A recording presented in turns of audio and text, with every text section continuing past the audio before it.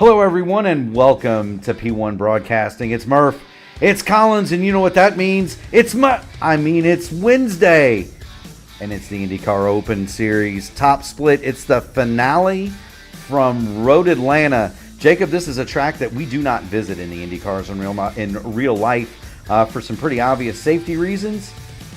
But it doesn't matter if you've been to a little carbon fiber here in the sim, and we are here for a lot of high-quality action and something that we don't see very often on road courses. Somewhere around a little over 20 laps, and we've got a 48-lapper on the cards tonight, so we'll see if anybody opts to try to stretch it, but that's what's going to be interesting going through this one.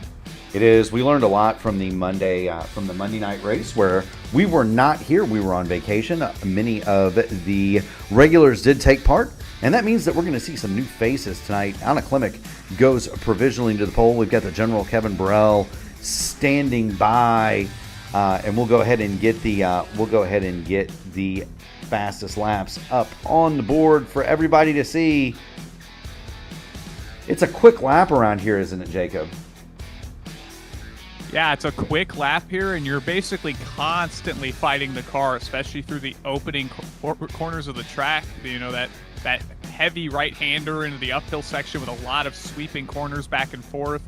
And once you get to the bottom of that hill, you'll see a lot of cars kind of ride those rumble strips and bounce around a good bit. So you're basically fighting tooth and nail to keep that car on the track. Yes, you are. Probably the signature portions of this track. That'd be the S's, turns 2, 3, and 4. A wild plunge down from the top of the hill at turn 2, and then all the way back up the roller coaster again to turn 5. You've got that long backstretch, and then the chicane at the end of it turns 10A and 10B. That's going to be a prime passing spot. And with a full field here, Jacob, we can expect that traffic is going to play a big part in this race, would it not? It absolutely will. You know, we've seen it a number of weeks this season where the lap traffic actually does have some decent impact on the flow of the race, and we'll see that likely again here tonight. We most certainly will. The General Kevin Burrell has gone to the top of the board, minute 5:021. While we're waiting on qualifications to take place, let's take a look at the standings as they are here in week 12. Remember, it is the 8 best results that count right now. Rashad Craig is atop the leaderboard. He is unable to be here tonight due to some work commitments. Alan Berteau is second. He is here. We understand, or we figured, Jacob, at least the math figures, that it's going to take about a 200-point haul, give or take, for Alan to surpass Rashad, even though the difference is only 80 given the drops. That may be a little bit tough tonight, given the 2,500 SOF. It's possible. We did get a sizable field here that might make up for it a little bit, but I imagine it's going to be pretty much at least a podium or bust in terms of trying to make up that point deficit. Most certainly will. Logan Edwards, third place in the points. He is present, accounted for, and he's starting on that podium. He's third in the points. He has an outside shot at Alan Berteau. Jason Brophy, not much of a road racer. He is not here. Seb Alexander also not here. Anna Klimek, she is currently outside pole. Will Weiser is in the house. He is going to start somewhere in the top 10 right now, currently 6th. Clindy, he is more of a road racer than me, but barely. He is not here. Chad Simpson not here, and Kevin Desnoyers is absent as well. But don't let that distract the fans. This is a big field, 26 cars. We've got a couple of minutes left. It appears as though we've got 20 cars that have qualified. That means that we're going to have 6 that do not.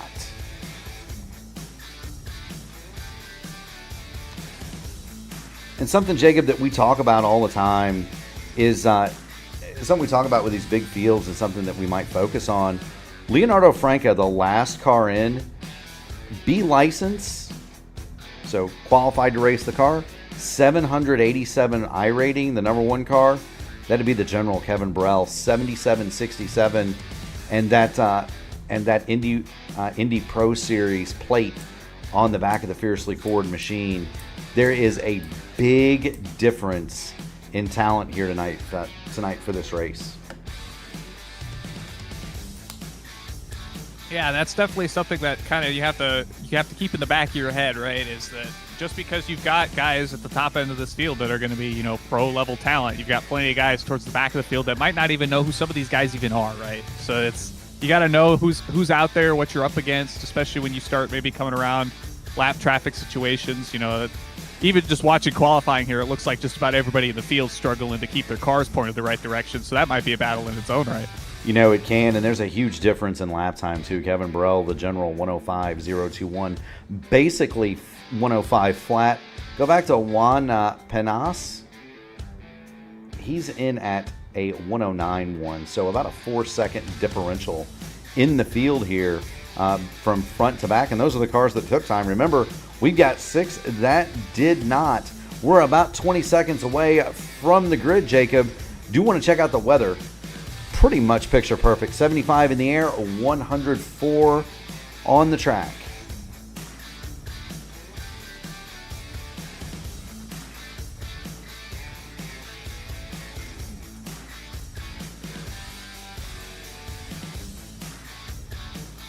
Any thoughts on the weather, Mr. Collins?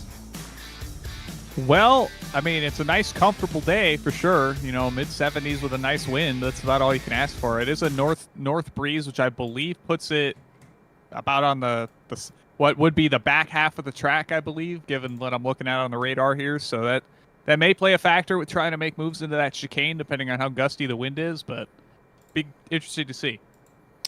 It most certainly will, and we are ready to give the fans what they came for. It's a starting grid. Kevin Burrell, the general, he is going to be on the pole with a lap of 105.021. That is scorching it. That is scorching fast. Kevin Burrell. He's going to lead him to green. On the outside of the front row, it's going to be Anna the Deer. Anna with a lap at 105.622, so 0.6 of a second.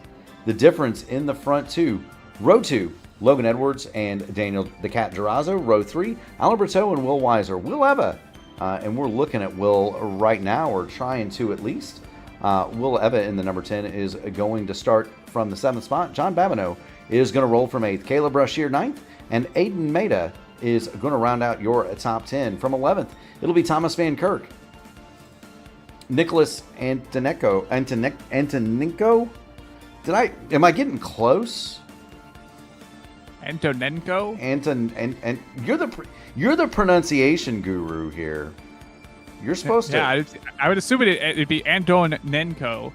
You're supposed to be helping me out, Collins. You're supposed to be helping me out. Nicholas Antonenko is 12th. Robin Glakis, Uncle Rob, the familiar competitor in the number 13, will start 13th. Alex Berry is 14th. Pedro Calderon, Ethan Brown, Finlay Myler-Smith, Meto St. Alban, Christian Loxon, and Juan Penas will round out your top 20. In 21st, these cars did not take time. Tyler Langenberg, Matt Mosby, Zane Thuzar, Peter Simmons, Ryan Cass, and Leonardo Franca are going to round out your field. And there's Franca in that green and black machine. We are set and ready to go, Jacob. This is going to get I have a feeling this is going to get really fun, really interesting, really fast. Yeah, the opening couple laps here are going to be very, very heavy in terms of jockeying for spots. It's difficult to put two cars side by side through that opening S section of the track. So we'll maybe see cars try to go single file if they can help it, but if they don't, it's going to be interesting. And you do need to get yourselves single file when you get to that turn number 2 section.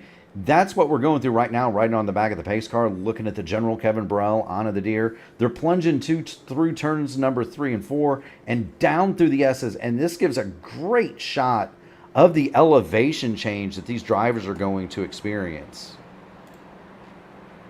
Yeah, the way I kind of like to view the opening portion of this track is kind of like VIR's, I guess that's technically the second stretch of road on that track, where you're kind of heading uphill through all the zigs and zags. It kind of does the opposite here. You're going downhill very quickly and then doing that sharp left at the end of it towards what ultimately turns into the box corners down at the end of this straight that we're progressing around right now. So Absolutely. So we're right on board with Anna the Deer going through turns 6 and 7. This is a great passing opportunity into turn 6. These cars would be flat out basically from turn 3 all the way to turn number 6. Maybe a slight lift at the top of the S's. And then this is just a blast, Jacob. All the way down this backstretch, you're going to see people pulling out to pass, the push to pass, in effect, because it leads into the next best opportunity. They're going to crest the hill here.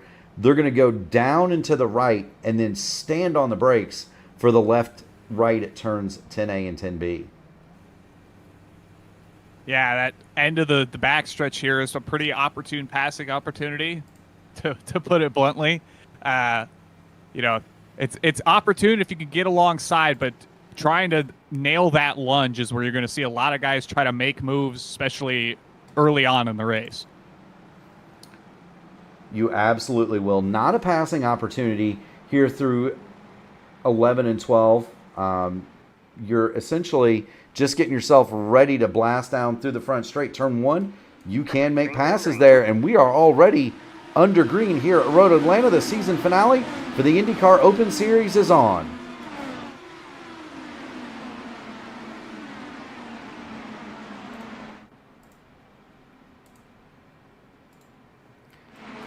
The general, Kevin Burrell, gets the drop on Anna Klimek, and Kevin has already shot out to a 0.6 of a second lead over Anna the Deer. Kevin Burrell is on the red tires, as you see by the carrots on the scoring pylon. Burrell, Klimek, Edwards, all on the reds. They're all on the stickier alternate tires. Daniel the Cat, Alan Berteau, Will Weiser, Will Eva, they're all on the black primary tires. So an interesting choice in strategy here from all of these drivers. Did you run this earlier in the week, Jacob? I did not. I do recall running this track about a couple seasons ago in this car, and it's definitely one that you've got to be full commit everywhere and prepared to use all the track as much as you possibly can, as we see him navigate that 10A, 10B with the back straight there. We do. Kevin Burrell, the general, has already come around to complete lap number 1, and he's already drawn out to a 1.4 second advantage over Anna Klimek, and that's where we're gonna put the battle. Klimek, Edwards, Durazo, and Berteau, they are all right together looking at positions 2, 3, 4, and 5. You've got Will Weiser in the mix. So that crew right there, really all the way back to Will Eva, is right together from second on back to about 7th or 8th.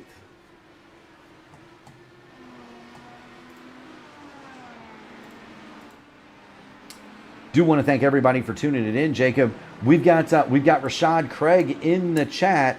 Rashad, right now the championship update is that we think Alan Berteau needs a couple hundred points to beat you. It's a 2,500 SOF single split, and Berteau runs 5th. And so we believe you are in great shape as Logan Edwards goes around Daniel the Cat. Move Edwards in the 3rd, Durazo back to 4th, and now Edwards will draw a bead on Anna Klimek as we head down the hill toward turn number 12 and back toward the start-finish line.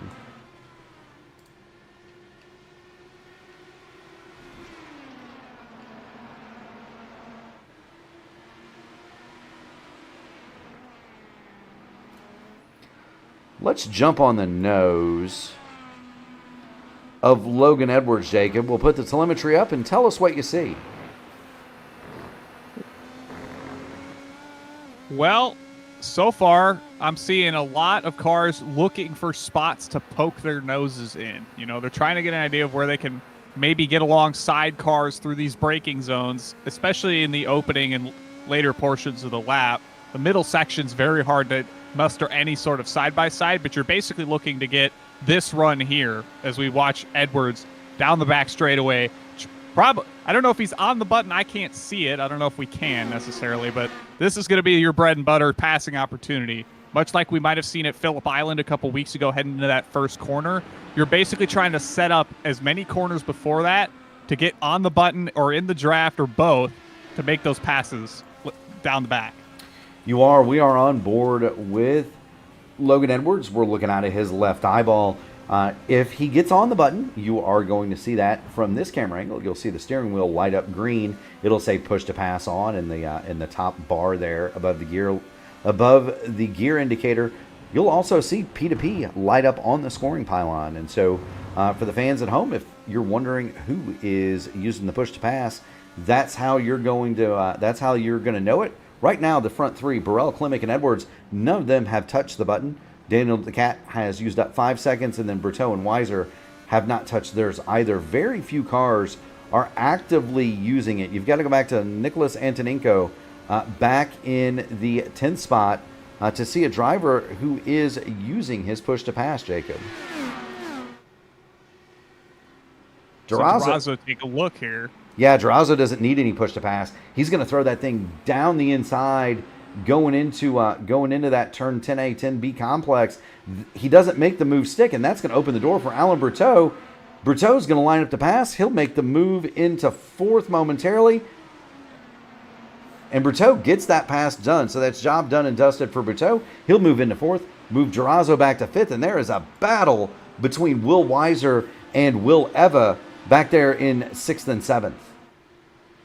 Yeah, that Durazo trying to get that pass made compromised his exit out of that corner. That outside lane doesn't really work well unless you're far enough alongside to basically clear the car in front. That's why you want to try to line your car alongside down the stretch and not try to lunge it in like that, because it's just such a momentum killer.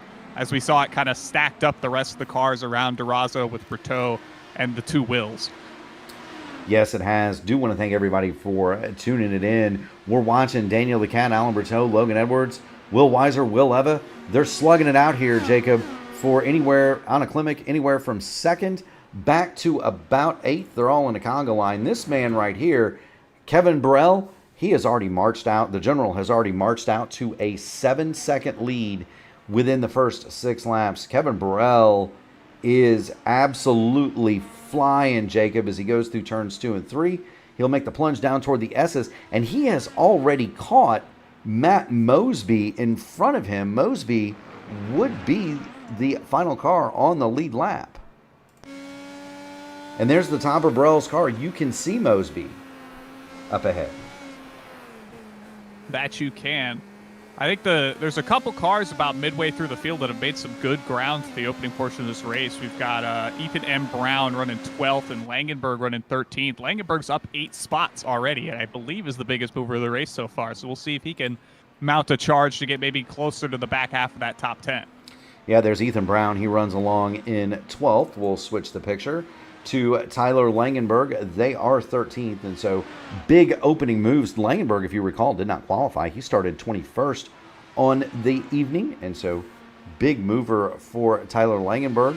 As far as Ethan Brown is concerned, he started 16th. He's up to 12th, so he's made up 4 spots.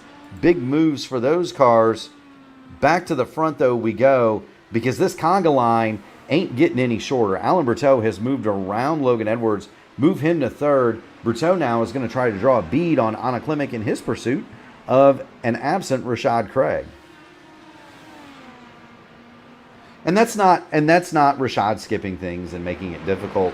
That's Rashad had to work. Car off. That's Will Weiser. I saw the Luke Mansky car. Yeah, it's Will Weiser that's gone off.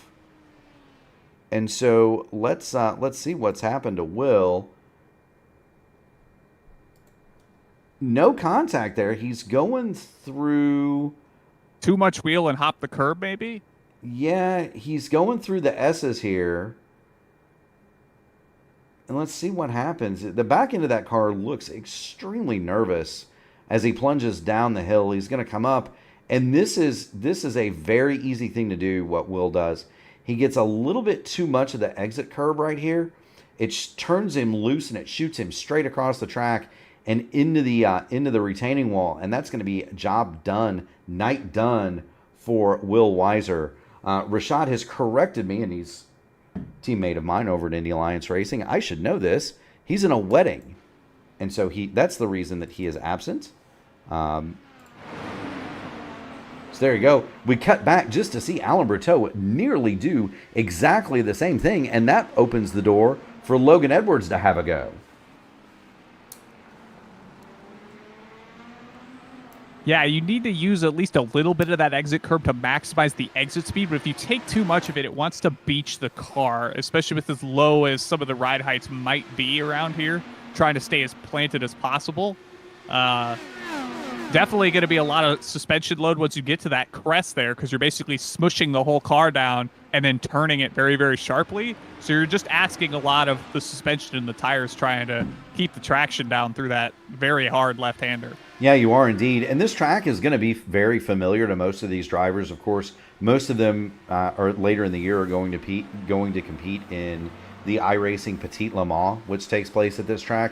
And so a lot of us have a ton of laps here at Road Atlanta. It's probably one of the 3 or 4 more familiar road courses to everybody in the service for that reason. But in a sports car, you can get out there on that curve. It doesn't really matter as much.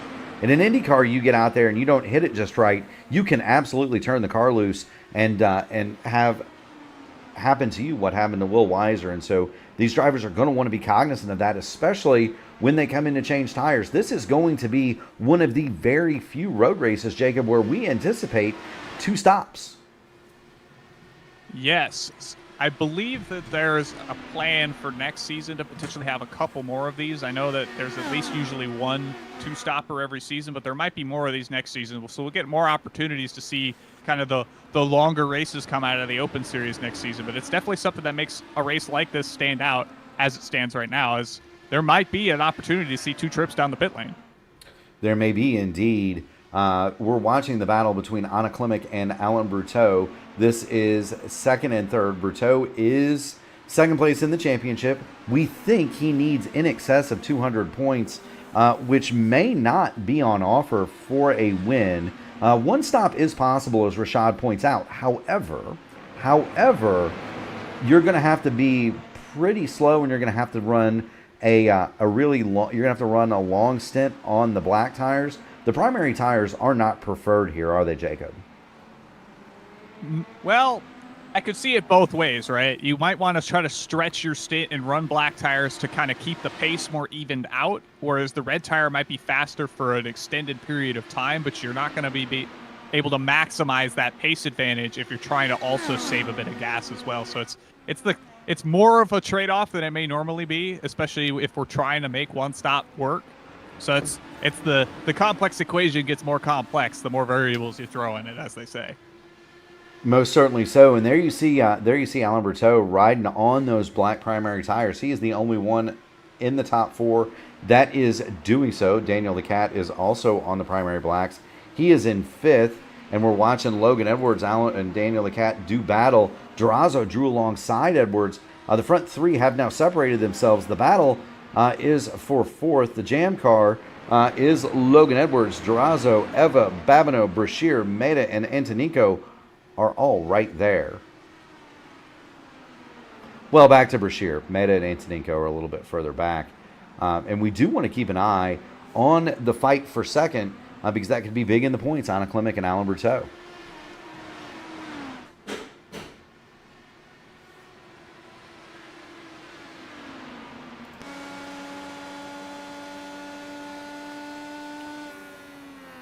One thing I am noticing is kind of lap over lap. Ooh, we got a car off here, missing a front nose. Yeah, that's Leonardo Franca that just went a lap down. Matt Mosby also a lap down. The next car to go a lap down would be Peter Simmons. He's about 13 to 15 seconds up the road from the general Kevin Burrell at this point. Burrell has pulled out to a 10-second lead. Kevin Burrell has just marched away. He's got the army on the move, so to speak. Jacob, he is gone.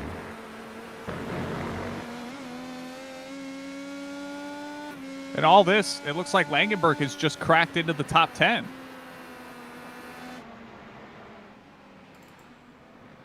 He's up 11 spots now and is now hunting down Antonico for 9th. Yeah, there you go. The gold car there, the gold and white car, chrome, gold and white. That is Tyler Langenberg. He is all over the back of Nicholas Antonico. Langenberg, his best lap, 107.422. He has been blinking intermittently. It did not record his last lap, so we'll get you a time here. But you are 100% right, Jacob. Start 21st. He is currently 10th, and there he goes. He'll make the move on Nicholas Antonenko, Move Tyler Langenberg up to 9th.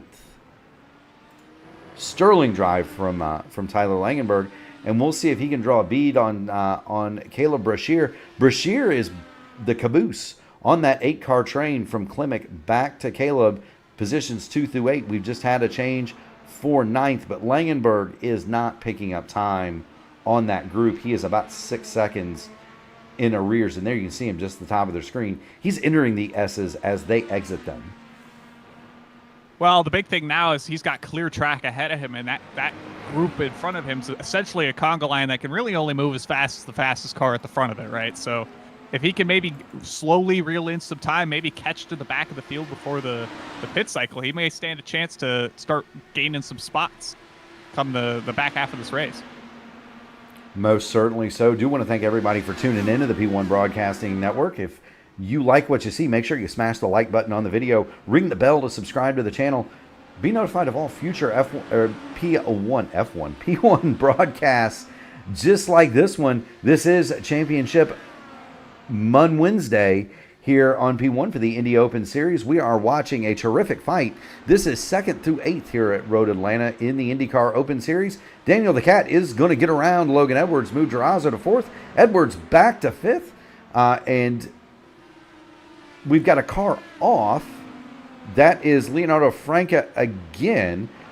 He is 3 laps down, Jacob, with the meatball, and he is off in the kitty litter at turn number 3. Yeah, you got to wonder if maybe he's just trying to circulate that car around before making a stop, or if, oh, it looks like he's in the pit lane now.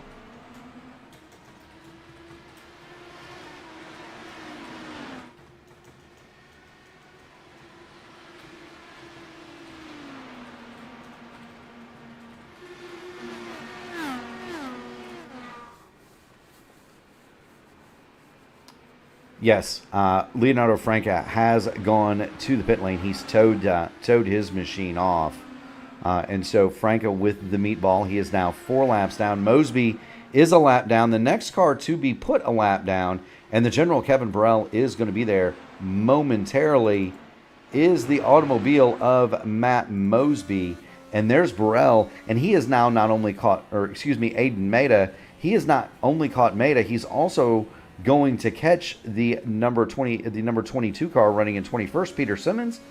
Those cars are next up on the hit parade as the General continues to mow this field down.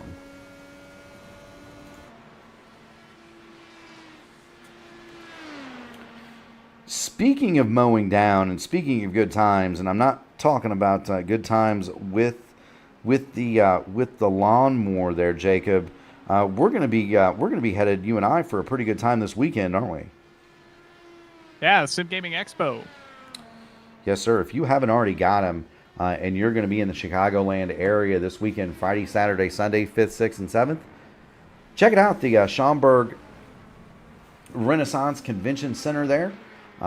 Check out the Sim Gaming Expo. That's going to be a ton of fun.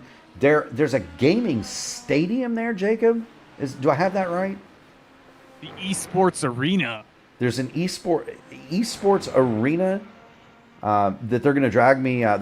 Jacob is in charge of ensuring that I arrive on time and in good physical repair to all Sim Gaming Expo events. So, Jacob, you've been warned. They're bringing in Clindy one day to relieve you of your babysitting duties, correct? Yes, I believe Saturday Mr. Clenworth will be in attendance. Yes, and so you two are in charge of keeping me out of trouble. Is that right? So I've been told. Indeed, but there's going to be a huge contingent of people there. Myself, Jacob Collins, are going to be racing there, as will several drivers from the open wheel community, both in the Sim Gaming Expo Challenge, which is GT3 Porsches. That'll be broadcast. Jacob, myself, Phil Kraus, Brendan Lichtenberg. We're going to be, Caleb Brashear is going to be in those races, I believe. But we're all going to be competing in the GSI Open Wheel Challenge.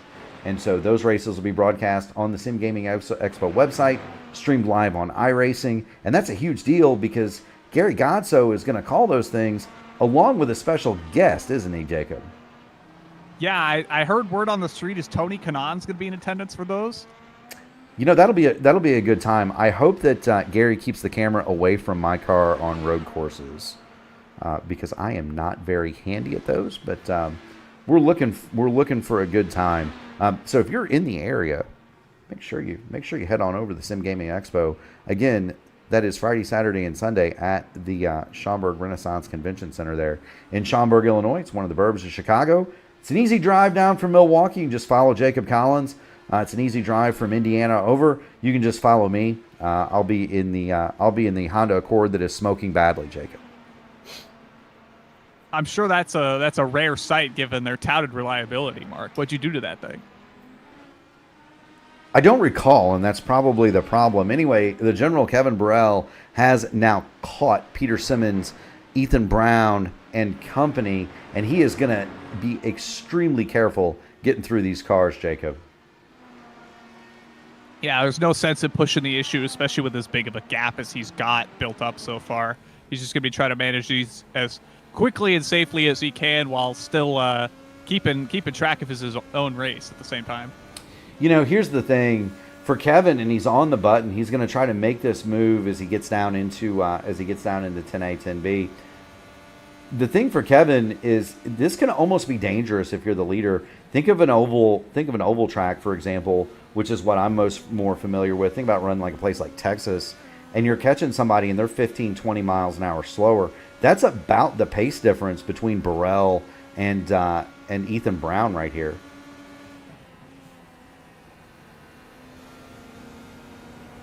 And there goes the General up the inside. He's going to make the pass on Ethan Brown. We'll get it from the drone cam. Do want to thank Whiplash Sim Cams for providing these pictures. If you're an iRacing photographer, go check those guys out. Whiplash Sim Cams for all of your iRacing photography needs. The General Kevin Burrell is your leader. We need to go check on the fight for second, though, because it continues to rage. Anna Klimek continues to run second. Bruteau third. Logan Edwards has reclaimed fourth from Daniel the Cat, and he is all over the back of Alan Bruteau.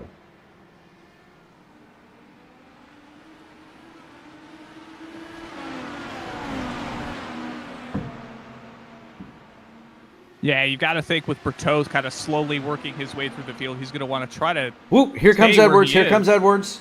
Edwards is going to go down the inside into turn number 10, and he will make that move on Alan Bruteau. He's also going to go through on Anna Klimek. Bruteau cannot make that work. There's a collision. Ooh. There's a concertina between Daniel Durazo and Will Eva. Eva and Durazo loses his rear wing in that exchange. Eva lost the front wing. Tough break for Durazo. And that's just a classic. Concertina thing, right there, Jacob. You've got Logan Edwards firing up the inside of Alan Bruteau. At the same time, you've got Anna Klimek missing turn 10A. That checks up Bruteau, who tries to go the outside, thinks better of it. Contact between Durazo and Bruteau, and then contact between Eva and Durazo. Both of those cars headed down the pit lane, broken rear wings, broken front wings. They'll be able to get those fixed. The thing is, Jacob, they're out of the pit window, aren't they? Well, they'll be like basically at the edge of it. It's possible that if they manage to make it back out at this point, that they're going to try to just push as much as they can to make up that stop difference. But it's going to be hard to tell, right? Especially if they're maybe further down the order, that they're going to maybe run a little bit slower, hang out, try to save fuel by just not being as hard on the gas, maybe run an alternative fuel map, clutching, coasting. There's so many options there. It's going to be hard to discern, right? It most certainly will. Do want to point out that Rashad Craig, who is playing the Scout Force this evening in the chat, said that Logan Edwards was extremely good on Reds on Monday night, and Edwards is proving that. He has sailed away from Anna Klimek. Logan Edwards is matching the times from the General Kevin Burrell. Both of them 107.3 the last time through. Burrell a touch faster, but Edwards is the only car so far in the race that has shown anything like the pace out of the leading Fiercely Ford machine. Also, in that exchange, Alain Berteau was demoted back to 4th spot. I will say, while we've pointed him out a couple times now, Langenberg is up to 6th and has been basically maintaining pace with Edwards and Burrell now. He's within about a 10th or 2 a lap over lap. So we'll see if maybe he can reel in the top 5 here and then maybe make up some ground following a pit stop. You know, it's possible. Langenberg is also on the primary black tires, and so he, like Alain Berteau, those are the only 2 of the front runners, and everybody pretty much behind them is on the primary tires as well. Will Eva came out in 10th place. Daniel Decat came out in 17th. So that's where those cars are.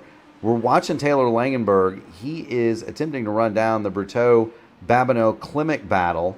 Logan Edwards has sauntered away. Edwards half a second quicker that time through over the general Kevin Burrell. Alain Berteau goes down the inside of Anna Klimek, and Berteau is going to go through, move Berteau up to 3rd. We'll put Anna Klimek back to 4th, and she's immediately going to fall into the clutches of John Babineau in 5th. And so this battle continues.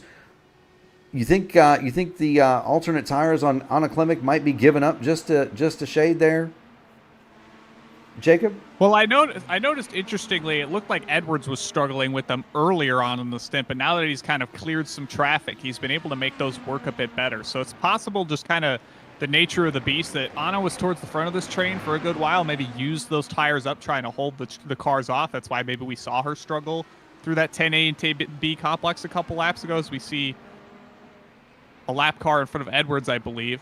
But kind of that difference in tire wear might just be what's causing this this swapping of positions here as we head towards the middle portion of this race. Most certainly so. We're going to check in from the blimp on Logan Edwards. There he runs all alone in 2nd. He has a lapped car in front of him, and that is the cow-painted machine of... Let's see if we can get a number on it. Can't tell who that is up ahead of Logan Edwards. Want to point out that pit stops are beginning in earnest now. Zane Thuzar has a black flag. Also, a black flag was distributed to Pablo Calderon. Those are for... Ooh! Those are too fast. And that is a dangerous move through the S's from Logan Edwards. He makes it stick, but that can be very, very, very problematic. Babineau spun. Or maybe got spun. It looks like he was trying to pass some lap cars heading up the hill and got turned by, I believe, the 18 or 19 car and got parked in the middle of the track with a bunch of cars nowhere to go. Yeah, let's see what we've got. Here's John Babineau. He's still 5th. He didn't lose any positions there, but he did lose about 12 seconds worth of time. And we're going to see exactly what has befallen John Babineau, because he had just made it past Anna Klimek. And so here's Babineau, and that's the 19 of Zane Thuzar. He goes through, and they just meet at the apex of turn 3. Thuzar loses a wing. Ooh, and then hard contact with the Sunoco machine there. See if we can't see who that is, Jacob. That is the 16 of Finlay Myler Smith. And so Finlay is going to have some damage, as is John Babineau, and he's going to have to come back to the pit lane. Anna Klimek, meanwhile, has come to make her stop. Anna the Deer is going to go back out on the primary black tires. Taylor Langenberg has leapt past her, and so let's move Taylor Langenberg, and he is 2 laps out on his current run up to 5th. He's only 3 seconds behind Will Eva. And honestly, I think all this kind of attrition and very, very heavy traffic that we've experienced for these front runners hasn't impacted some of these cars maybe on the back half of the top 10 as much, like a Langenberg. So we may see come after the pit cycle here that Langenberg's right in the mix of it for a top 5 finish tonight. You know, he's right there on pace, Jacob, for certain sure. Move on to the deer back to 7th. Nicholas Antoninko, he made it up to 6th on the pit stops. Now, Langenberg and Antoninko both are on the alternate tires for this final run. The General Kevin Burrell is your leader. Alan Bruteau has come to pit lane, and this is going to be the race off of pit road. We're watching Bruteau. Logan Edwards, Will Eva go past. Here's Bruteau. There goes Langenberg. So he's going to slot back in. Alan Bruteau is on the alternate tires, and he's going to be 5th after the pit stop, Jacob. Yeah, you've got to imagine that's going to be a tough break for Alan. Maybe just eased it up a little too much on the in lap or the out lap, or just even in and out of the pit lane, right? To lose that little bit of time that's going to cause these guys to jump him. Maybe took a bit more fuel, who knows? But he'll have to work his way back up a couple spots to get back to where he was running before the cycle. He's going to have the freshest of the alternate tires there in the number 3 Fiercely Ford with P1 Doc's machine. The issue for Alan Bruteau is going to be he's going to have to use those puppies up to get back past Langenberg, and they're about 3 seconds. He's about 3 seconds behind Will Eva, so he's going to have to push just to get there. Jacob. And it's entirely possible that he is able to keep those alternates underneath him while doing that. You know, we kind of saw early on that depending on where you were in the traffic, that, you know, Anna had maybe used her tires up in the opening portions of that opening stint and started to fall off towards the end of it. And some of these guys maybe struggled earlier on in the stint, but were able to make up time towards the end once their tires came underneath them. So maybe just a little bit of driving style or setup differences between the cars to get the tires to work the way they do, or just where they feel that they can get the best out of them. So we'll see. Bruteau's right on Langenberg as we see a car off ahead. Yes, we do. That is the number 25 car of Juan Penas. I don't know if we're saying that right, Jacob, but at any rate, Juan has allowed Langenberg and Bruteau through, and there goes Alan Bruteau through on Tyler Langenberg. So move Bruteau back up to 4th, but now he's got another problem. He is going to have to hustle to get to Will Eva in 3rd, and they are that may be all he gets, because they are some 15 seconds. Or excuse me, no, they're not. They're about 3 seconds behind Logan Edwards, and Logan Edwards is not only desperate for a podium, but he'd like to finish 2nd in this championship as well. Well, I think we got to remember, Mark, we're just barely over halfway in this race. There's a good amount of racing still here left, so we don't know necessarily what can happen. We've seen a good bit of attrition and, you know, kind of the traffic playing the big factor that we thought it would tonight.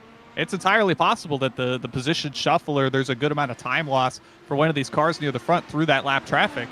We'll just have to wait and see. Most certainly so. Do want to point out that there are 4 cars out of the race. Pablo Calderon, Alex Berry, Will Weiser, and Ryan Cass. Cass did stop in earlier and say that he got speared on lap 2, and so a tough break for Ryan Cass in his return to the broadcast. This guy right here, Leonardo Franca, let's give a call out to him. The Valvoline machine, we've seen it rolling through the grass. We've seen it sideways.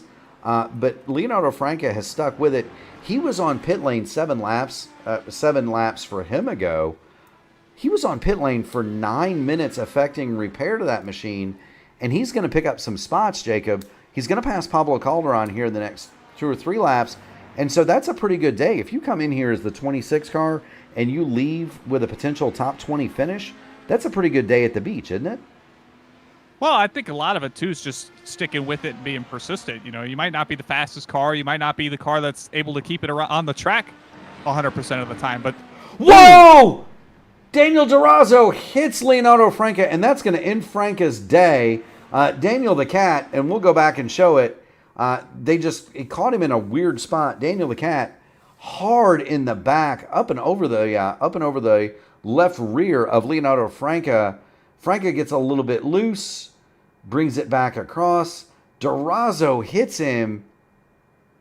Franca spinning hard, and that's a tough break for Daniel the Cat. let's get on board with Durazo here.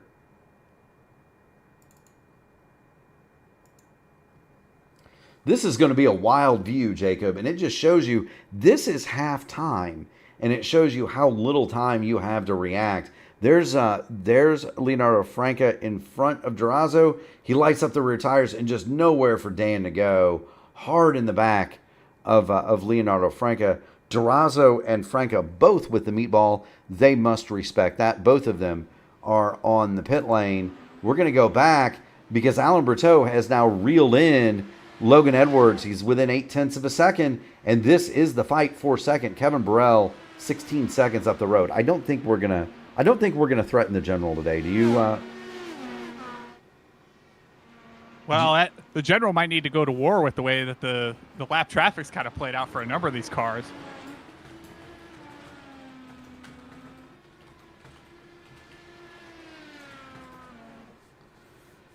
He might, and that's something that we kind of talked about at the outset of the show. Jacob, was when you have a time slot that does not split, you can have professional level drivers like Kevin Burrell. Alain Berteau certainly is in that group. I would say that those are both, professional or semi-professional guys. They're very, very, very good. Kevin Burrell, Pro Series driver, all the way down to somebody who doesn't hold an A license and has a sub 1,000 I rating. And so that's kind of the danger that you run with these large single splits. And poor Daniel Durazo, just wrong place, wrong time, nowhere to go. And he is sitting on pit lane under lengthy repair 2 laps down. He has not punched out of the track rocket machine, but he is most assuredly going to be in for a lengthy repair as Tyler Langenberg will go through and will Eva move Tyler Langenberg to 4th. Yeah, Langenberg's opting to slice through the field and give us a show, so hopefully that continues to remain the case for the rest of this race, because I'd like to see him maybe carve his way towards a podium here. It's most certainly possible. He is the next man up is Alain Berteau. Now Berteau is a couple of seconds up the road from Langenberg, and we'll jump on board with Tyler Langenberg, and there he is. Actually, let's get on the roll hoop from the flash hole machine. But Langenberg is looking up the road toward Berteau and Edwards. Berteau wants to get by Edwards. There's a lap machine there. He wants to get past Edwards as quickly as possible. The longer this goes, you would assume the worse the alternate tires on the number 3 machine are going to get. Yeah, that would certainly seem to be the case, assuming he's pushing as hard as we'd like to think he is at this stage in the race. But it's also entirely possible he's still got stuff left in the tank. He might have opted to practice more on these tires that he was going to end the race on to make up this ground, or maybe just he feels like he's got something on these that that others might not. So we'll see. He's been slowly reeling in Edwards over the course of the last couple laps, so we'll see if he can maybe make it up to him and make a move. We'll see. And you alluded to the setup differences, Jacob. Between the primaries and the alternate tires. What can somebody do to make their car feel better on the alternates, but is going to wear out the primes, or vice versa?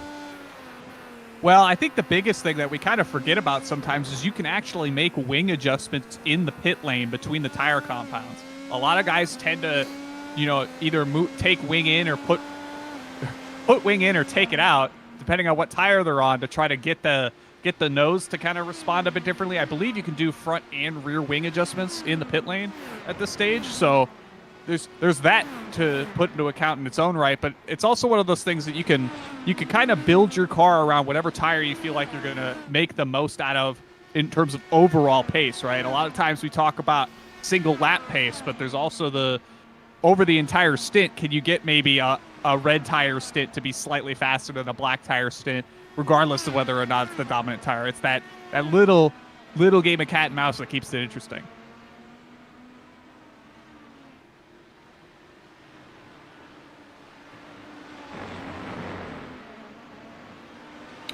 Most certainly so, and we're continuing to monitor the we're continuing to monitor Tyler Langenberg as he flashes forward toward Alan Berteau and Logan Edwards, but Berteau has now caught Edwards, and so we're going to join that battle. You'll be able to see Tyler Langenberg and whether or not he is catching or not. In the background, that is the gold car behind this man, the Bumblebee painted machine of Alan Berteau for Fiercely Forward P1 Docs. He's chasing down the Luke Mansky esports machine of Logan Edwards that runs second.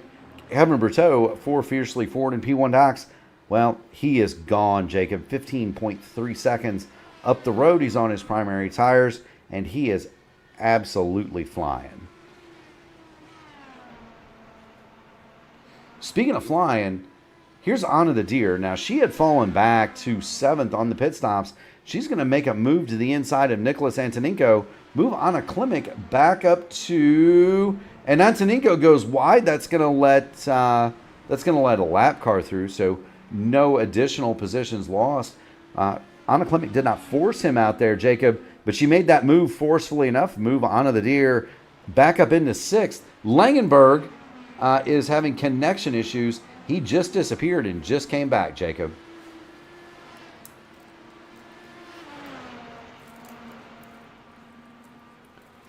Can you get us a the beast with the online racing? Yeah, can you get us a report on Langenberg's connection, perhaps? Well, it seems to be intermittent about every couple laps, so it's at least stable enough to where if you're seeing him blink out, it's not for long enough where it's problematic, in my opinion. So hopefully it hangs on here for him and he can still streak out a good finish here. We certainly hope so. It's been a heck of a ride for Taylor Langenberg. We've been following his progress. A 21st place start for Langenberg. He did not take time in qualifying. He's driven that machine up to 4th place, and he is looking at the back of Alan Berteau, and Logan Edwards, 4th, 2nd, and 3rd spot here. We're going to jump on board Langenberg, and there he is trying to work their way past the Sunoco liveried machine of Finlay Miller Smith. And there they go. So these cars are all pretty much in contact now. Langenberg has run down Edwards and Berteau. Yeah, a couple tenths a lap is really all it takes. And once you can get into that tow range, it makes it even easier as we have a good bit of straightaway around this track. So, oh, he's dodging to the pit lane. Yeah, Taylor Langenberg is going to make this a 2-stop affair. Langenberg heads in to the pits, and he'll make his 2nd pit stop. That is going to disconnect the battle for 2nd, 3rd, and 4th. Will Eva is still back there, and there's Will, and we'll get a good look at Will's car because we haven't really shown it. That is a very pretty car for Will Eva, but Eva now runs 4th. That'll move Anna the Deer back to 5th, and Eva is more or less within that draft range that you were talking about of Alan Berteau. And there's Berteau. We'll get back to this. Get back to the fight between Berteau and the Luke Mansky esports machine of Logan Edwards.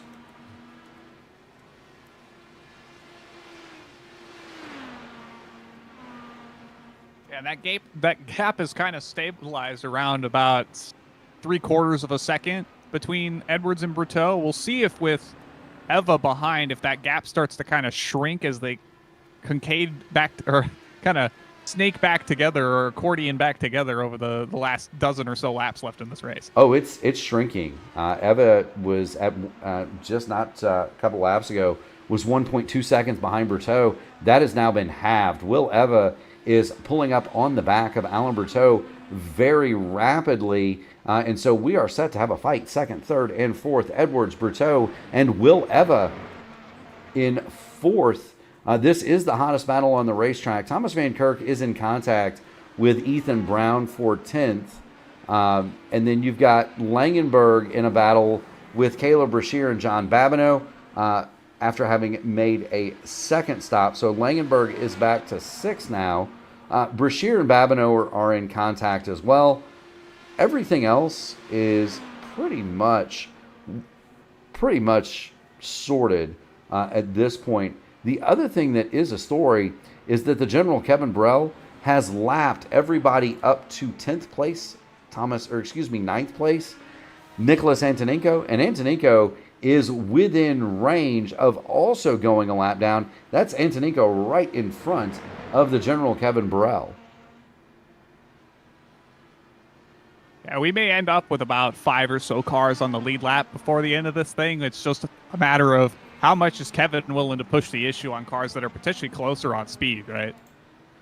Well, and how much does he want to? What's the point? What's the risk? With a huge 16-second lead, 9 laps to go, and an obvious pace advantage, what's the point of pushing it? I mean, there's not really a whole lot there, or a whole lot of reason that you'd want to push, is there, Jacob? Well, some of it could be personal pride, Mark.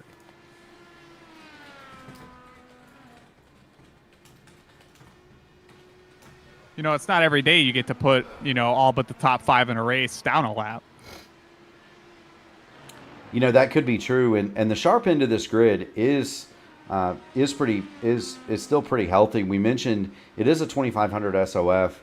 It is a single split, and so sometimes when you see those single splits, it gets into a situation where the bottom end will move that number downward. The top 10 of this field are just as good as any that we've seen. The names may be a little bit unfamiliar, but there's still some pretty stout iRatings up there, led by Logan Edwards, Alan Berteau, John Babineau. These are guys that are all 5,000 guys, and so, it's still a pretty hefty sharp end to the grid. But Kevin Burrell's making them all look like they're running in slow motion, watching the general as he works his way through 10A and 10B, through turns 11 and 12, and onto the front straightaway. I do want to point out that Will Eva, and this will make our buddy Rashad Craig smile. Will Eva has moved through Alan Berteau, and Eva, you just saw, he moved past Logan Edwards, put Will Eva to second.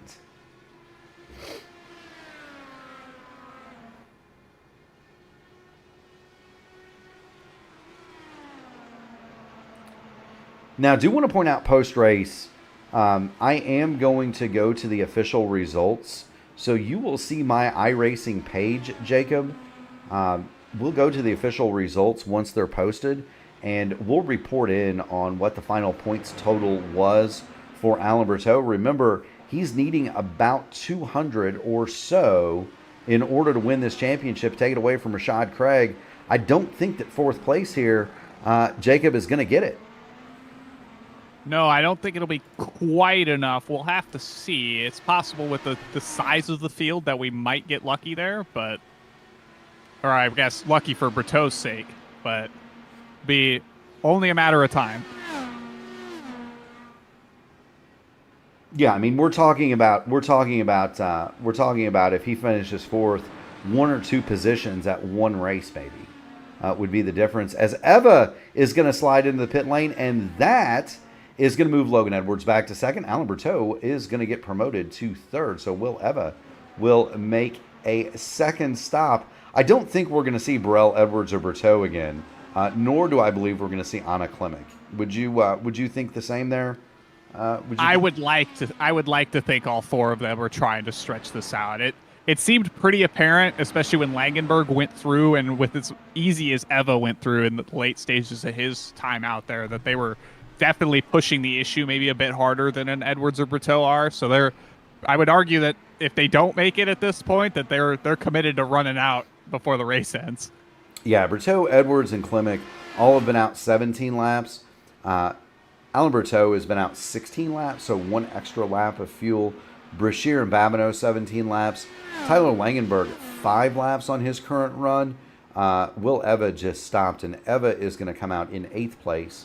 We're watching the battle between Logan Edwards and Alan Berteau. Edwards has the advantage for right now, about a second, but am I understanding you correctly, Jacob, that fuel could come into play here pretty shortly?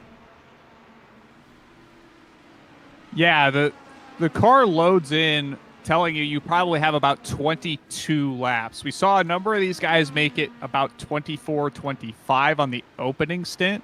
So it's possible that they just filled up to the top and are going to run the tank dry coming across the line. But I'd imagine that some of them might have saved a little bit more to try to use push to pass late, right? We saw a number of guys basically not touch the button at all in the opening stint. And I think to maintain the pace towards the end of this race, they might want to use a bit of that button. So they might have put in a little bit more fuel to be able to do so. Yeah, they're using it now. The General Kevin Burrell, 84 seconds. Remember, he did not touch his, nor did Logan Edwards, down to 118. Same for Alan Berteau, 125. Anna Klimek, 123. Those cars did not use any push to pass in the first stint. Now, obviously, Tyler Langenberg was using it because he's down to 68 seconds. Caleb Brashear and John Babineau, they have barely touched theirs, 187 and 180 respectively. But you can kind of tell what strategy these cars are on based on what their push to pass is. Almost Langenberg is burned through his. Edwards and Burrell, Edwards, Berteau, they're using it very sparingly.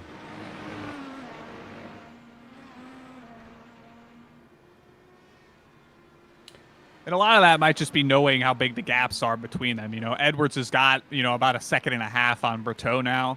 So he's probably a bit less concerned about being super eager on the button with about 5 laps left. If it were, say, maybe 3/4 of a second like it was earlier in this run, maybe he's a bit more keen to use more of it. That as much as it's push to pass, it's also push to maintain position or push to keep your car where you want it. Most certainly. So there's Logan Edwards. He's drawn out to a 1.2 second lead. We're going to flip back because Will Eva is to the inside of Caleb Brashear. Now, Brashear, that's another Luke Mansky car. That's a teammate to Logan Edwards. He's not going to be too keen to let Will Eva by, given how fast he's been. Now, they're probably too far back to challenge. Logan Edwards, but even still, Brashear doing the fighting the good soldiers fight. He's going to fight for that position as long as he can. But Will Eva just too strong. Eva's going to move back to 6th. Langenberg has long since passed this group. He is back to 5th.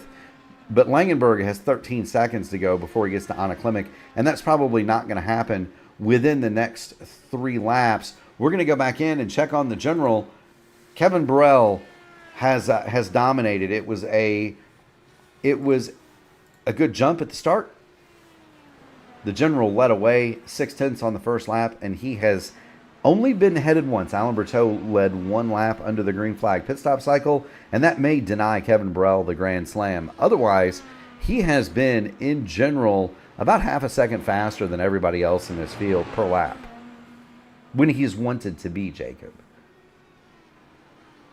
Well, this is the first time we've seen Kevin in a while, so he's just knocking the rust off out here. I wish I could be that fast if I was Rusty, Jacob. It takes me a few hours to warm up to it.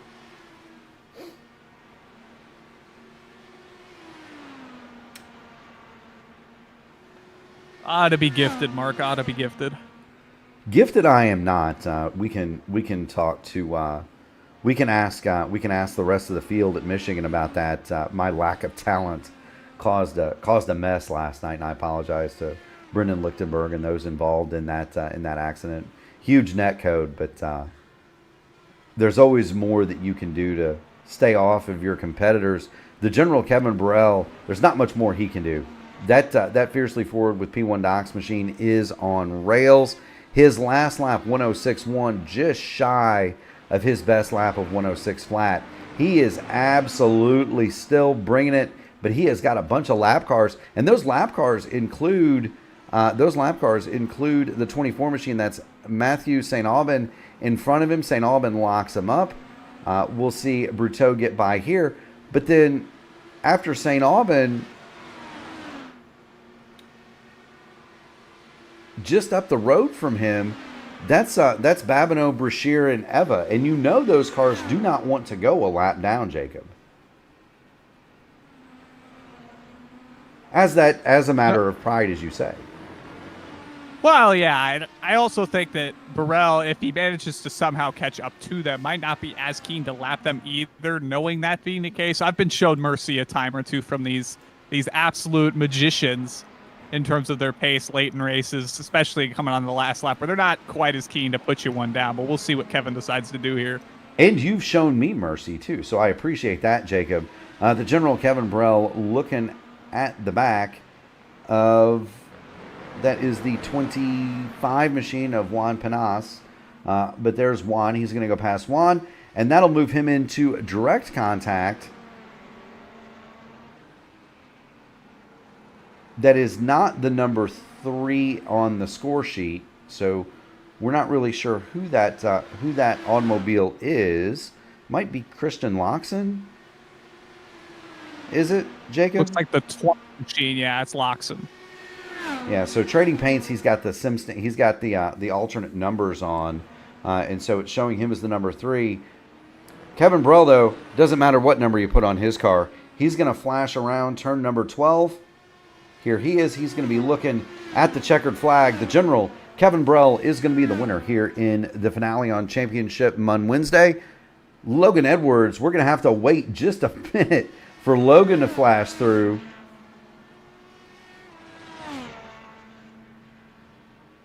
Here he comes. Alan Bruteau. There's Logan Edwards. Alan Bruteau may have had a problem. He is extremely slow. He fell back 5.5 seconds off the back of Logan Edwards to finish third. Anna the Deer is going to be through. Anna Klimek is going to be through here in just a moment. And there she comes. Here's Tyler Langenberg. We've still got a couple of more finishers. Caleb Brashear, John Babineau need to make it through, as does Ethan Brown and Uncle Rob Unglakis. Unglakis started right where he finished, Jacob. Lucky number 13. How about that? Sometimes it pays to know where you're going to be. Yes, it most certainly does. Unglakis is still trundling around. My goodness, we're gonna have to send a search party out for Uncle Rob. There he is. He's making his way through turns number 10A and 10B through 11 through 12. Rob Unglakis is going to come through and finish 13th. And there is the number 13 coming through in 13th. He will finish right where he started. That was fun, Jacob. We should come here more often. They should come here in real life. Yeah. Your winner tonight. As cool as it would be. It would be. They would have to move some walls, but it would be a sight to see, for certain sure.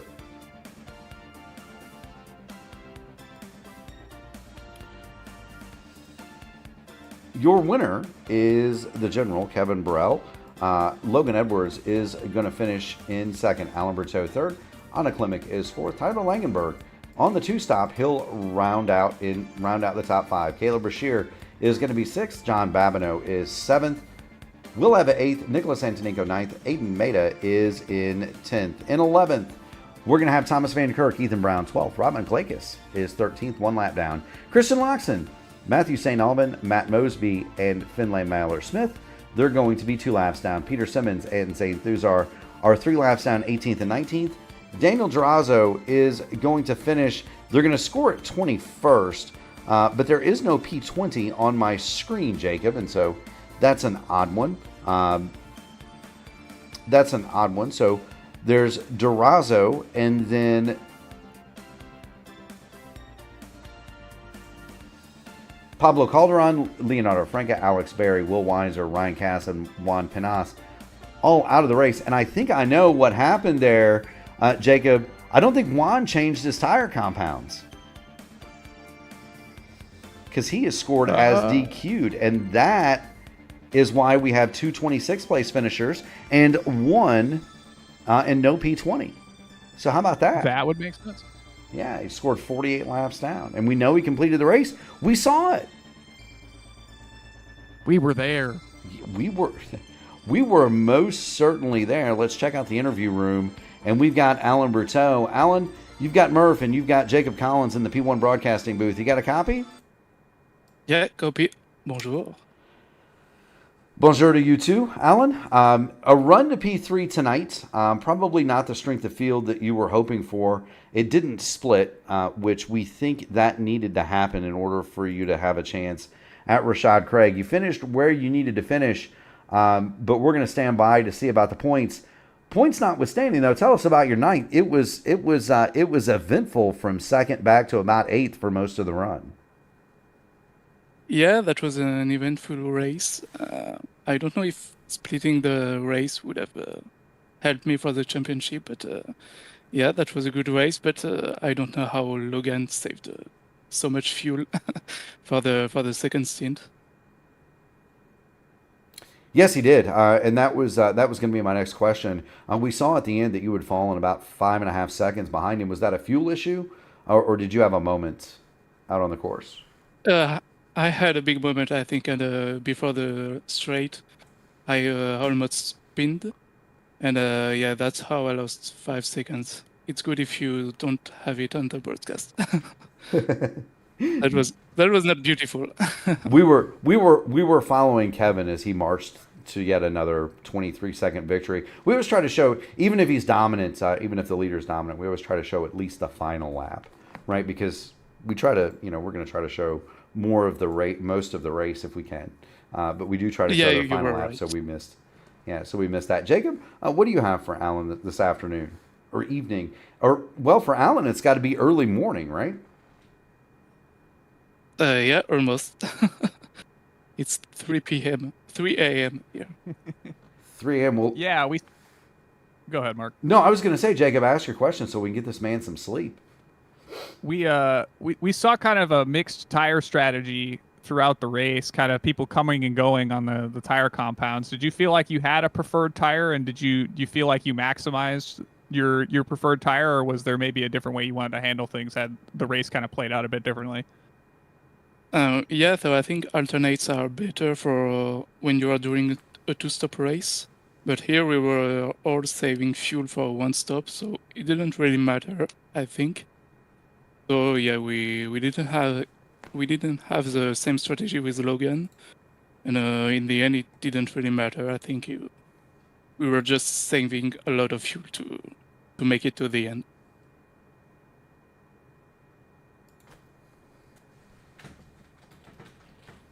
Absolutely, Alan. Well, thank you so much for joining us. It was a battle all season long, and thank you so much for joining us. Will we see you back next season?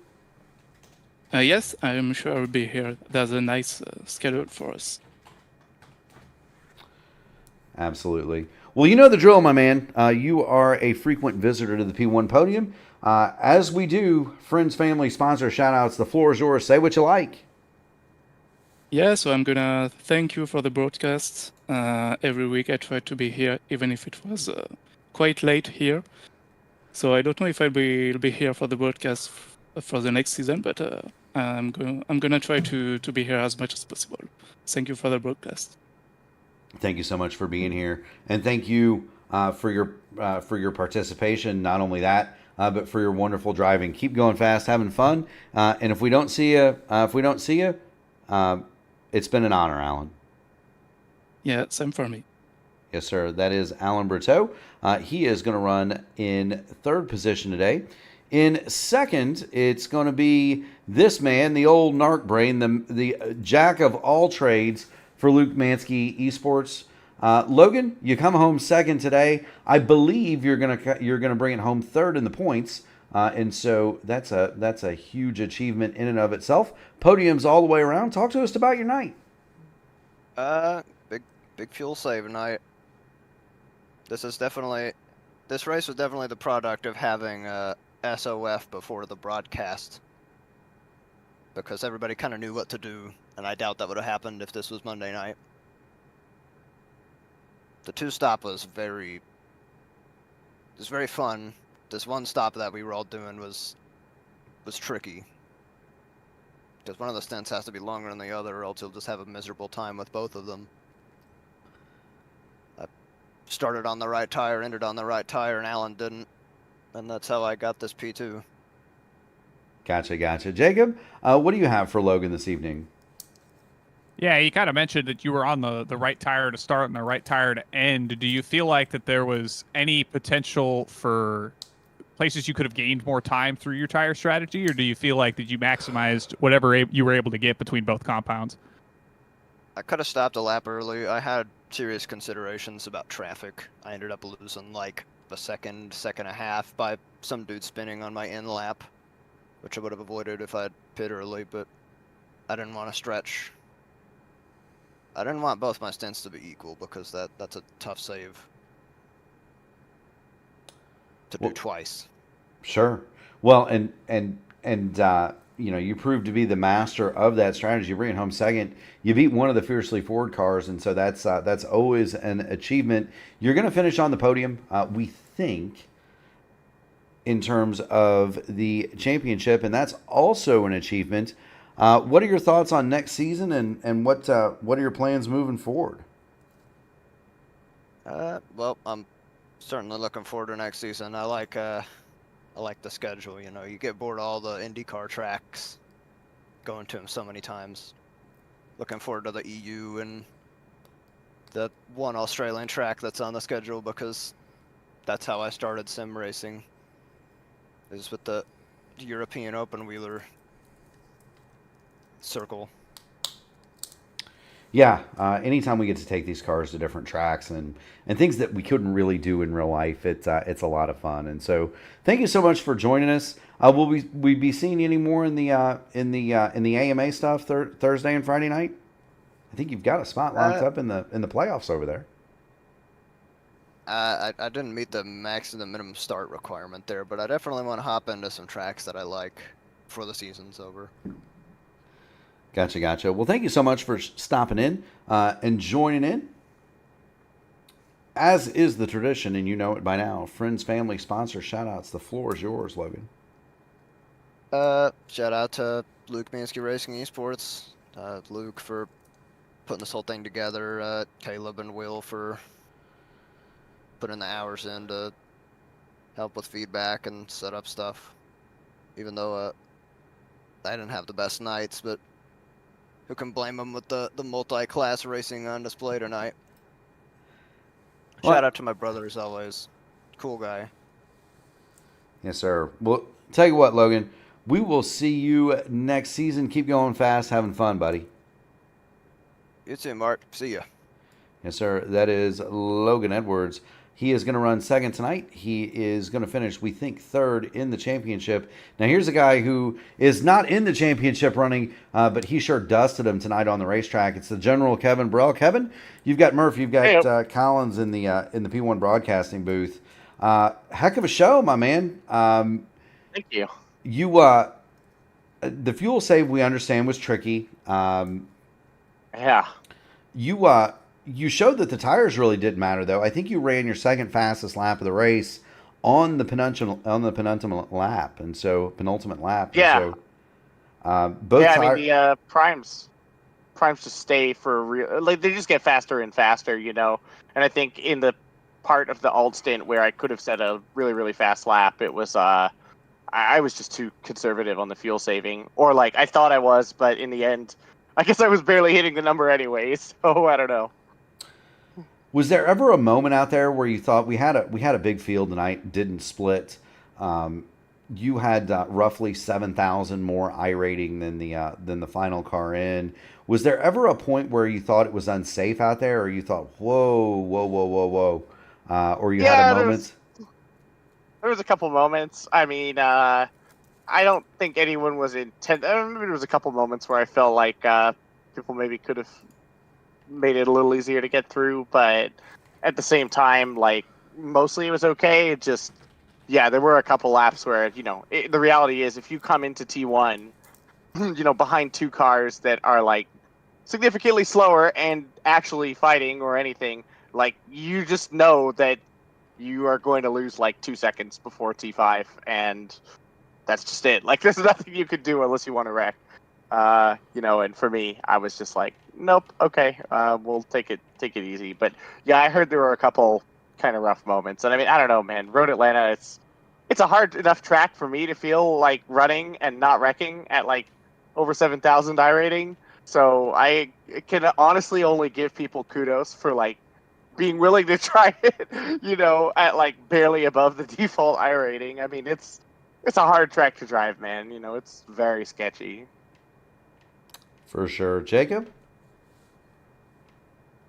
Do you feel like there was anything you could have done to put the whole field a lap down, or at least the top five? There was a couple. Yeah. There was a couple cars left for you that you probably could have Yeah. caught.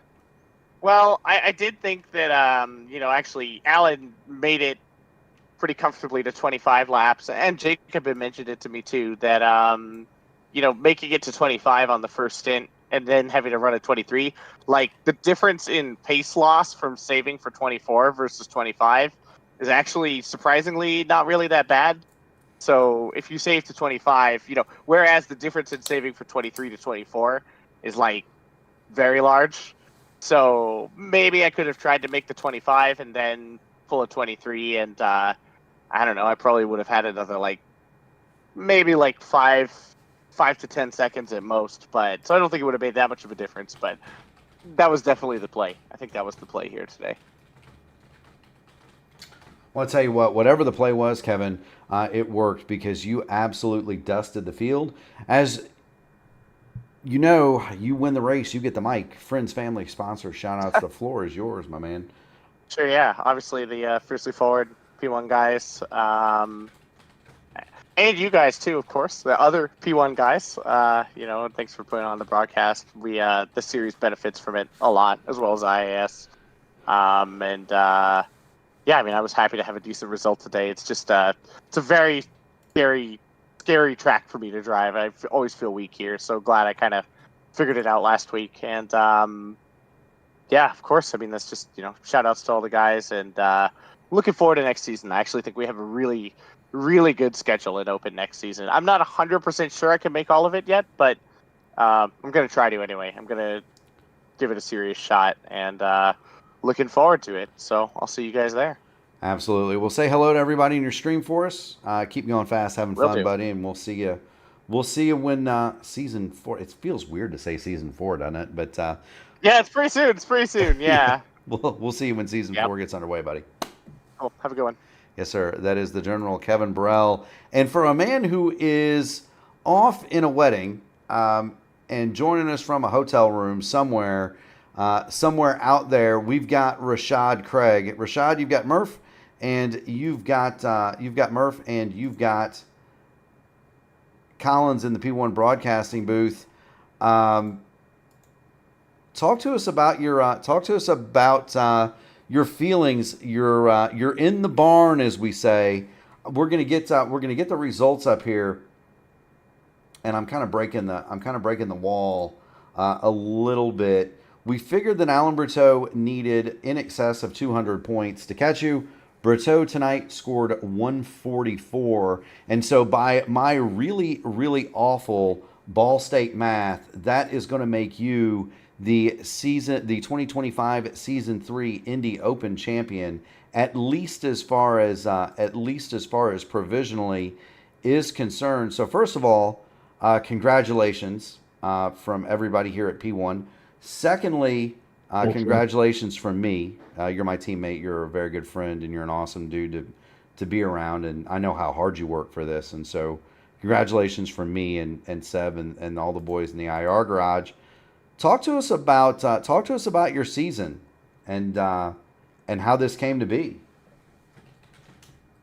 I mean, mostly it was just like taking it race by race. Like, honestly, I didn't pay any attention to the standings until like halfway through, and you were actually the one that brought it up. And I was like, oh man, okay. And I had to kind of keep going that way and not think about it, just race my races and do the best I can.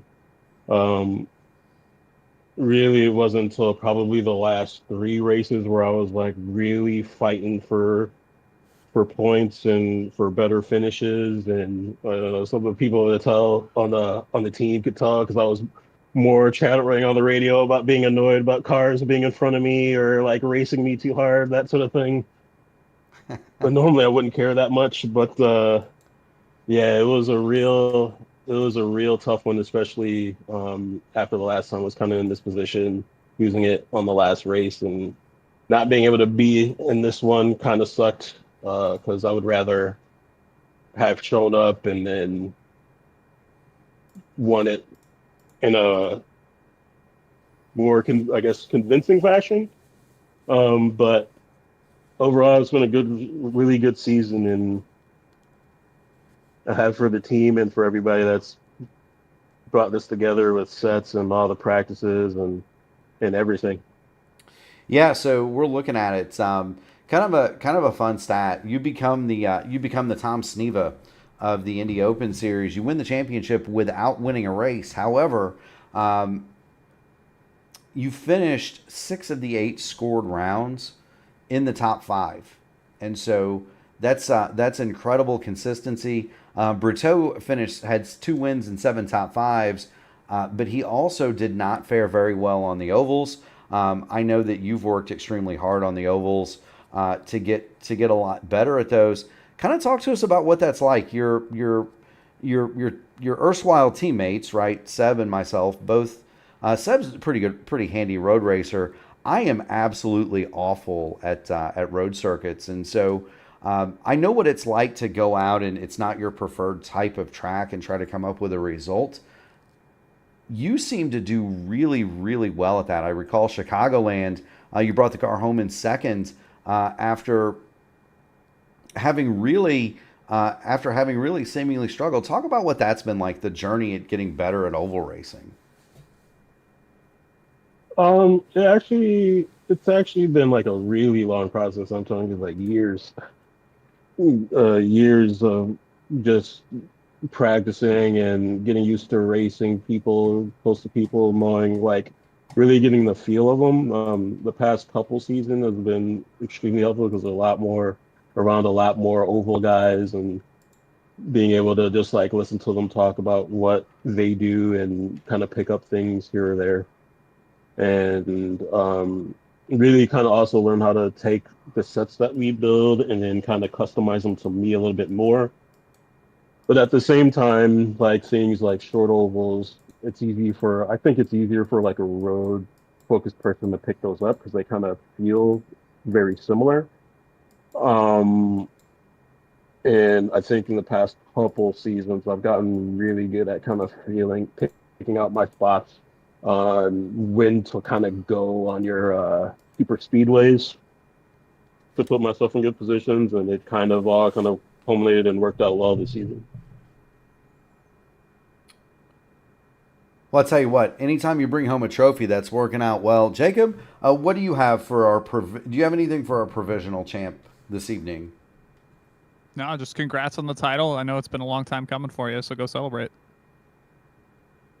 Oh, when this wedding happens and the reception, I plan to thoroughly celebrate for more than one reason.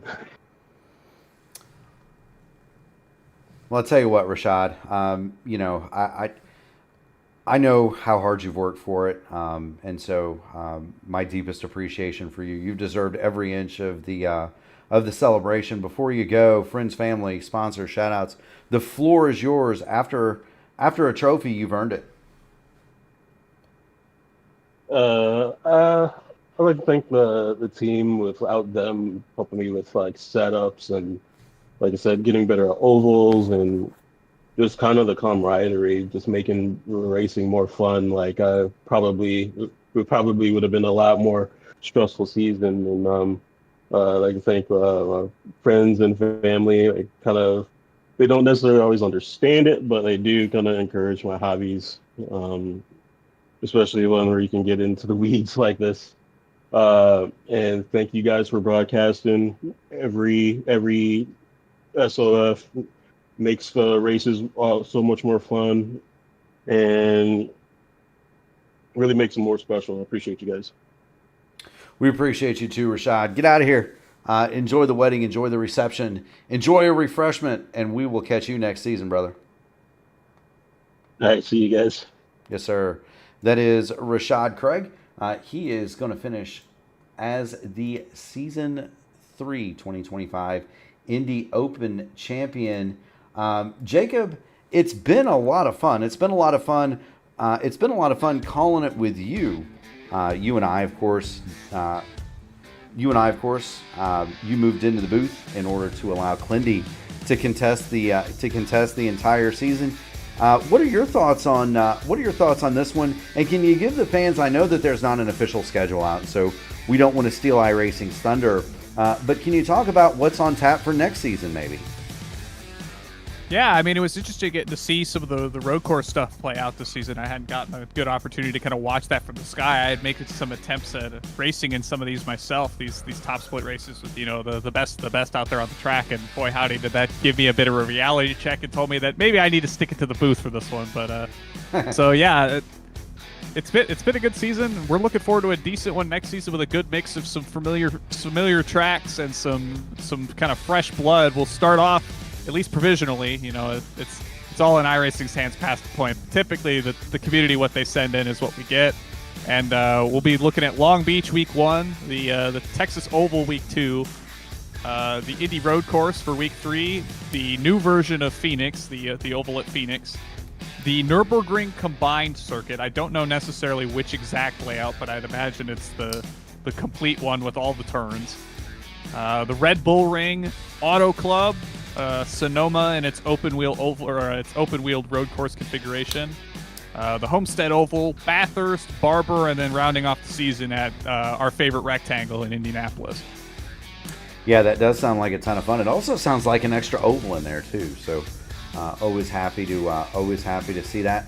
We might have to con Gary into producing the show when it goes to the Texas Oval. I would love to have a crack at that, brother. Yeah, it looks like it'll be another five oval seasons, so it'll be almost an even split between the two. Almost an even split, and that's the challenge of the IndyCar Open Series. Not only is it the top flight of North American open wheel racing in the sim and in real life, but it is the only series where you've got to run super speedways, short ovals, intermediate ovals. You're going to have to run yourself street courses and road courses, and all of those things are on tap for 2025 Season 4 here in the Indy Open Series and iRacing. We do intend to carry it here on the P1 Broadcasting Channel, and so once the schedule is out, the races will be posted.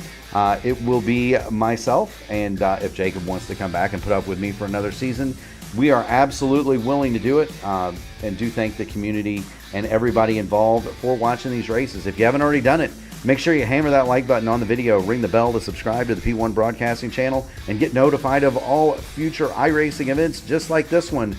We are off, more or less, for the rest of the week, Jacob, because everybody is headed for where? The Sim Gaming Expo. That is right. Jacob and I are going to be at the Sim Gaming Expo in Schaumburg on Friday, and we will be there all weekend. If you haven't already done so and you're in the Chicago area, buy yourself a ticket. Get on out there. It is going to be a fun night. There is no racing. There is no racing on P1 other than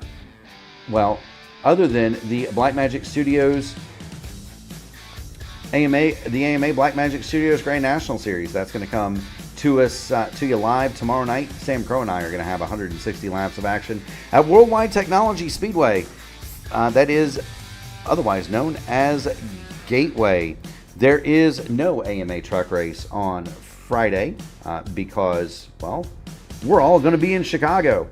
Friday, Saturday, Sunday, P1 is off. Next week is week 13. And so, of course, there are going to be no top split broadcasts next week on Monday or Tuesday. We are going to also be off next Wednesday. The Horizon INDYCAR Series is going to return September 17th at Pocono.